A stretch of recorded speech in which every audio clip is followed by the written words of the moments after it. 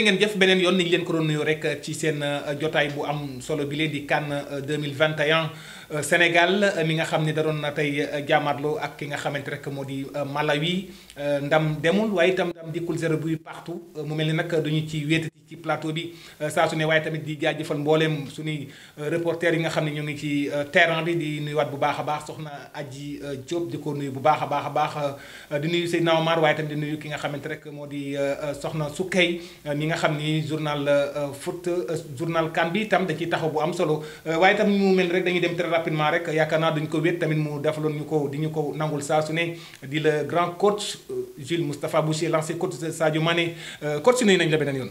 maa lay fay Mountakha di leen gërëm ci invitation bi comme d'habitude di ci kontaan trop defe naa ne tey moom am nañu lu bari loo xam ne war nañ ko décortiquer ci suñu match tey bi. tabarkalla merci coach mu mel ni match bi jeex na sànq tout à l'heure ñu gis Sénégal bi nga xamante mu ngi dajeek ak Malawi mu nekkoon match bi nga xamante ni match bu compliqué woon la gis nañ li nga xamante muy 70e li nga xamante ni match de Aliou Cissé donc mu nekk match boo xamante ni tey nekkoon na match boo xamante ni Sénégal lim ci sóoroon mooy victoire mais malgré mu génn première ci tête ci groupe bi nga xam ne moo di groupe B naka nga jàngee tey li nga xam ne moo di match bi première mi-temps et deuxième mi-temps. waaw match tey bi c'était un match très compliqué comme ni nga koy waxee match bu compliqué la woon pour l'équipe nationale du Sénégal. Pourquoi c'était compliqué? Parce que d'abord il y avait de nouveaux joueurs yoo xam ne ils viennent d'intégrer l'équipe ñoo xam ne c'était des titulaires potentiels. bi CAN bi commencé avec les problèmes du Covid bi nga xam ne moom moo lëmbe CAN bi moo taxoon joueurs yooyu mënuñu woon intégrer équipe bi. ba nga xam ne joué nañu ñaari match yoo xam ne. yàlla def na ci sutura ba amuñu ci défaite am nañ ci benn match nul ak benn victoire. tey nag mu doon match boo xam ne match de référence la waroon doon. pour l'équipe nationale du Sénégal. parce que les joueurs qui étaient malades. ont réintégré l'équipe. et ils ont été titularisés d'entrée. par l'entraîneur. donc c'était un choix fort. du coach Aliou Cissé. Il a mis une composition d'équipe boo xam ne c'est une équipe vraiment cohérente dans le jeu. L'équipe du Sénégal a bien débuté le match avec une possession au-dessus de la moyenne. Ils ont essayé de poser le ballon, de jouer. Mais ils ont des fois confondu vitesse et précipitation. Ba nga xam ne ils ont eu tendance par moment à sauter les lignes. Or que match yu mel nii il faut le négocier. Il faut jamais se presser. Il faut prendre son temps. Parce que sur le plan technique Sénégal a beaucoup plus d'individualité que les Malawites. Bien sûr. Donc avantage boobu Sénégalais am sur le plan technicité. dañ ko waroon mettre au service du collectif. mooy jël le temps di joxante ballon bi. di bañ a sauter les lignes jaar ci milieu terrain bi. même su dara su yàqoo sax ñu insister. mu mel ni mën nañu wax ni un match pour se rassurer même. waaye tamit mu nekk un signal fort pour notre adversaires yi nga xamante ni ñoo ngi xaar. mu mel ni donc toujours dañuy gis manque d'efficacité. disons la vérité parce que tam bu ñuy wax muy premier match deuxième ba troisième. manque d'efficacité feeñ na ci. tout à fait je suis entièrement d'accord avec toi. Parce qu'on a joué 3 matchs, le Sénégal a marqué un seul but. Et sur penalty. Donc c'est inquiétant. Bien sûr. C'est inquiétant pour l'équipe du Sénégal. Les Sénégalais se posent des questions. Les Sénégalais sont sceptiques. Ah oui. Ça, c'est sûr. Est-ce que l'équipe va aller jusqu'au bout? Parce que comme c'est l'équipe du Sénégal et fait partie des favoris, ce que l'équipe a montré depuis le début de la compétition vraiment n'est pas rassurant. Franchement. Donc, on a fait une première partie du tournoi sans convaincre. Effectivement. On a une deuxième chance. On a une deuxième chance qui sera la deuxième partie du tournoi. Et ça peut changer. Ça peut changer parce qu'un tournoi, ça peut se passer comme ça. Comme ça, d'accord. On peut rater la première manche, mais on peut se rattraper dans la deuxième manche. Et je crois que on a les moyens, on a cette chance, cette opportunité de rattraper cette deuxième chance hein, pendant la deuxième phase de ce tournoi. Effectivement coach mu nekk loo xam ne am na solo mu mel ni tam on a remarqué les 2 derniers matchs même on peut dire les 3 matchs li nga xamante rek muy dañuy seetlu première période bi dañuy Sénégal duñu gis les Lions duñu gis xale yi duñu gis seen yëngu-yëngu en deuxième mi-temps la ñuy gis toujours ñu montre beneen visage boo xamante ni en quelque sorte peut-être xel day xaw di dal à tout moment. Donc li ci bëree bëri peut-être mën nañu seen possession de balle comme duñu xoolee match de tey parce que mu ñu gën a intéressé di Malawi. Gis nañ possession de balle bi Sénégal première période bi bien vrai que moo ko moom. Mais dañu gis Malawi indi benn bloc boo xamante ni bloc bu soudé collectif boo xamante ni ñoom dañu amoon problème en quelque sorte. Beaucoup de pertes de balles waaye aussi beaucoup de déchets techniques disons la vérité. Waaw beaucoup de déchets techniques loolu c'est vrai mais je crois que l'équipe du Sénégal doit imposer sa personnalité. Ah oui. Parce qu'une équipe quand il y a du potentiel il faut que sur le plan individuel que chaque joueur prenne ses responsabilités, mettre son empreinte au service de l'équipe pour pouvoir décanter la situation. Parce que équipe, c'est ça. Hein? Parce que quand on dit qu'il y a des individualités, il y a du potentiel, parce que quand tu vois l'équipe du Sénégal et l'équipe du Malawi, tu te dis qu'il n'y a pas photo entre les deux équipes. Ah oui. Mais le problème, c'est pas ça. Le problème, c'est s'impliquer davantage dans le jeu. Se mouiller le maillot dans le jeu. Être au four et au moulin dans le jeu. Pour pouvoir décortiquer comment dirais-je la situation. Or que moi j'ai tendance à, quand je regarde l'équipe du Sénégal jouer, je me dis que les joueurs se disent on va attendre que ça va venir de Jean ou de Paul. Okay. Or que il faut se dire ça doit venir de moi. Ah oui, bien sûr. Ça doit venir de moi, l'autre doit se dire aussi ça doit venir de moi. Et c'est comme ça que ça va se propulser. Mais quand tu attends que ton coéquipier fasse ton travail, or que tu as un travail à faire avant, hein, de dépendre de ton coéquipier. Mais les choses ne marcheront pas comme on le veut. Bien sûr. Et c'est ce qui se passe actuellement. Il faut que tout le monde soit impliqué, prendre le match de bout en bout, du début jusqu'à la fin. D'accord. Coach mu mel ni tam climat bi seetlu nañ climat bu neex la parce que ñoom ña fa nekk gisoon nañ par rapport ci yeneen match yi nga xam ne amoon nañ ko suñu ginnaaw. Il y avait la chaleur. Mais tey climat bi tegu na ci yoon. temps bi peut-être xaw na remonté wu tuuti. mu nekk loo xamante ni waroon nañu gën a mën a imposer li ñu doon yàq xaar ci ñoom. beneen bi mu nekk loo xamante ni tey Kalidou Koulibaly gis nañu presque 1 mois et demi yoo xamante ni peut-être gis nañu failles yi nga xam ne perte de balle yoo xam ne am na ci axe bi.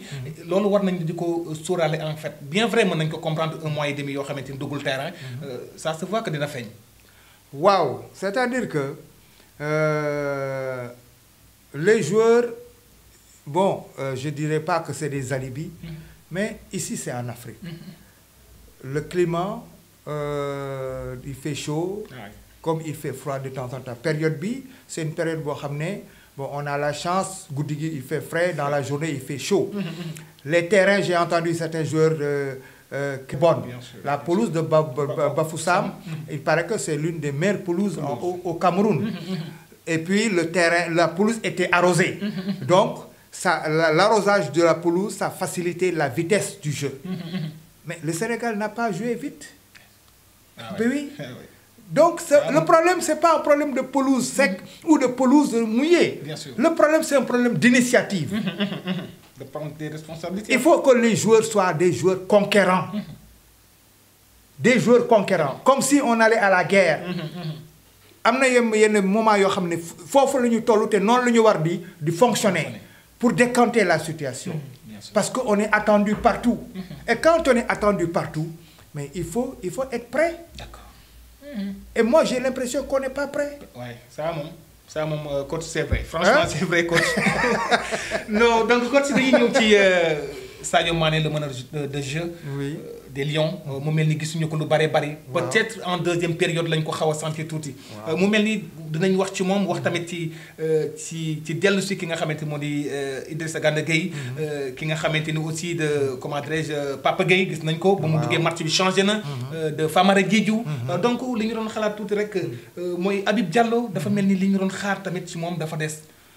Oui, tout à fait. Habib Diallo, moi j'étais pour qu'il démarre le match. Et il a démarré le match comme je l'avais senti. Mais il n'a pas été performant. Moi je suis resté sur ma faim. Parce que c'est un renard de surface. En championnat de France, il claque des buts. Mais en équipe nationale, depuis le début de la CAN, il a joué des matchs. Et on ne l'a pas vu marquer des buts. Donc c'est décevant de sa part. Bon, c'est une partie remise. Sadio Mané, il a fait une bonne deuxième mi-temps parce qu'il a reçu beaucoup plus de bons ballons dans les pieds. Hein?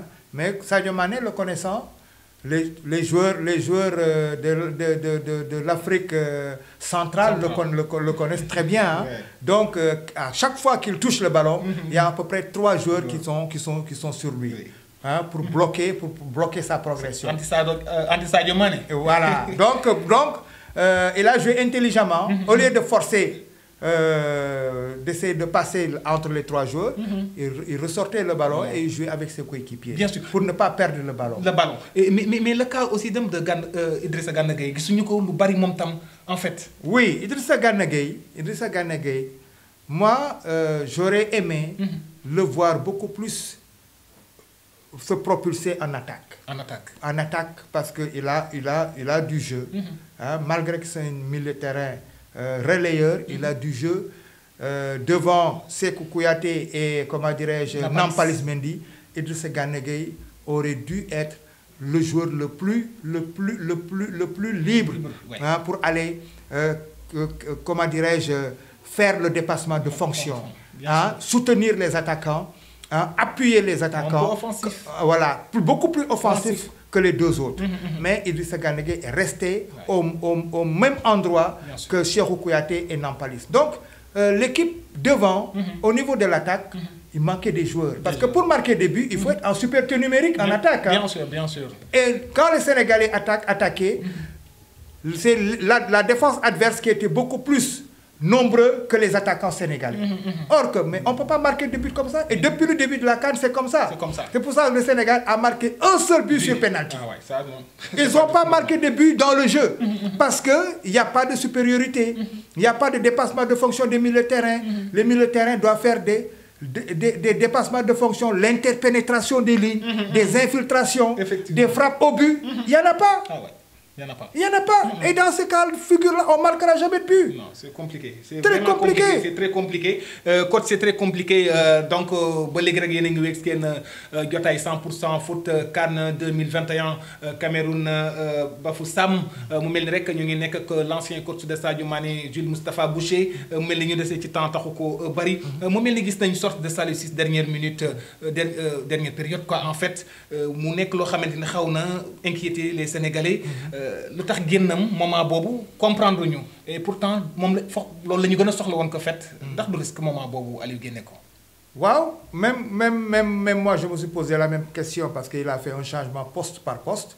Il a sorti Salou aussi, il a fait rentrer Fodé Ballo-Touré. Mais à ce moment de la compétition du match, il restait à peu près 5-6 minutes maximum. Hein.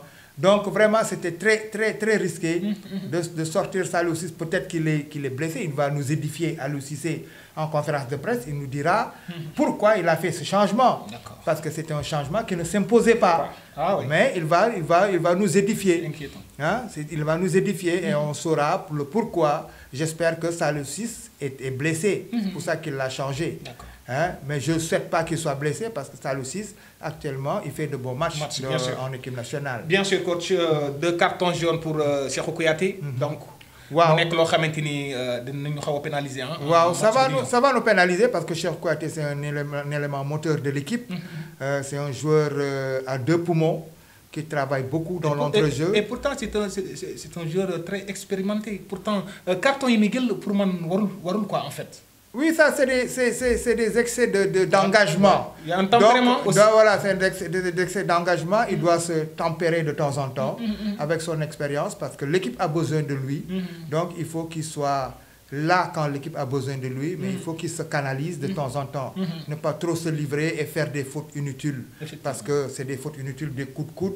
Les 2 cartons, c'est des coups de coude. Alors qu'il aurait dû il aurait dû les éviter. Oui, l'homme du match, le gardien Malawi Charlton, a arrêté beaucoup de balles même. Oui, il a arrêté des occasions, des occasions très dangereuses. Très dangereuses. C'est un gardien local. Il joue, au Malawi, en championnat de Malawi. Okay. Donc, c'est un gardien performant. Pourquoi ils ont changé le gardien qui a fait les 2 premiers matchs et le faire venir? Ça veut dire que c'est un gardien qui a du potentiel. Et il l'a montré. Bien sûr. Merci coach. Mu mel ni vraiment am na solo coach mu mel ni nag ñoo ngi xaaraat suñu beneen match yi nga xamante ni donc Sénégal dina war a normalement ci yoon 3e bi génn fële bii ñëw moom la war a dajeel parce que il est le premier actuellement moo jiitu ci bopp bi mu nekk loo xam ne loolu dinañ ko xaarandi. fu mu nekkati amatuñu choix te mu nekk loo xamante ni éliminatoire directement la amul lañu xaar kële ndax dana génn ak ñaata point ñu dese loolu moom directement la ñibbi la waaw ku dóor rek da ngay mujj resté waaye ku ñu dóor nga ñibbi. Oui, c'est-à-dire qu'actuellement, il n'y a plus de calcul à faire. Il y a plus de choix à faire. Il faut prendre ce que tu veux, tu auras, et puis jouer le match et le gagner. Bien sûr. Actuellement, il faut gagner les matchs.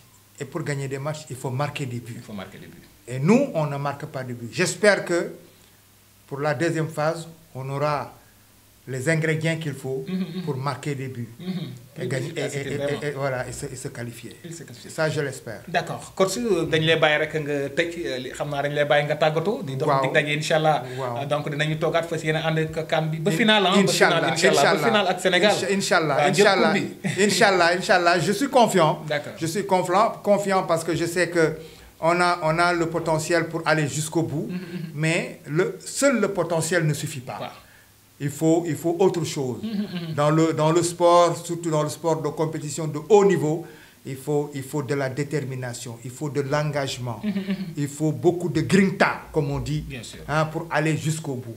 Et je sais que les joueurs en ont conscience, l'entraîneur Aliou Cissé en est conscient, et je sais qu'il va mettre l'accent sur ça pour que l'équipe réagisse dans le bon sens. Et je crois que la suite sera une suite favorable. Merci coach.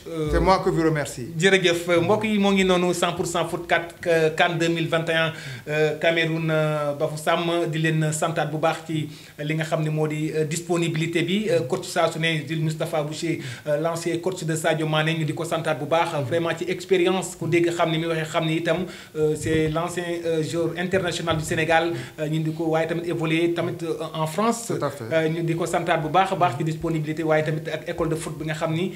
moo ngi koy tàggat ndaw ñi nga xamante ni fii ci gox bi réewum Sénégal ñu nuy waat mboolem équipe technique bi nga xam ni ci jàmm ji info éclairage caméra Seydina Omar soxna Aji 100% foot bi nga xam ne dañ ci jàpp ci CAN bi 2021 bi nga xam ni Cameroun moom dañ ci jàpp liggéey bu am solo waaye tamit soxna Soukay tamit ci journal de la CAN bi nga xam ni da koy doxal saa su ne fii ci jàmm ji info di nuyu mboolem équipe technique nag bi nga xam ne ñu ngi ciy jàpp saa su ne di jaajëfal mboolem suñuy internautes di leen jaajëfal di xam ne li di cant ak ngërëm ñal na leen bu baax a baax di leen wax rek ngeen wéy di abonné rek ci compte YouTube bu jàmm ji info waaye itam di bës ci cloche de notification bi tax vidéo bu dugg ngeen koy am à temps réel di leen jox dig daje beneen plateau Sénégal incha allahu xanaa di fas yéene ànd ak yéen rek ba indi coupe bi teg ko incha allah fii ci réew mi dañuy ñaan incha allah amiin waay Mountakha jërëjëf merci beaucoup.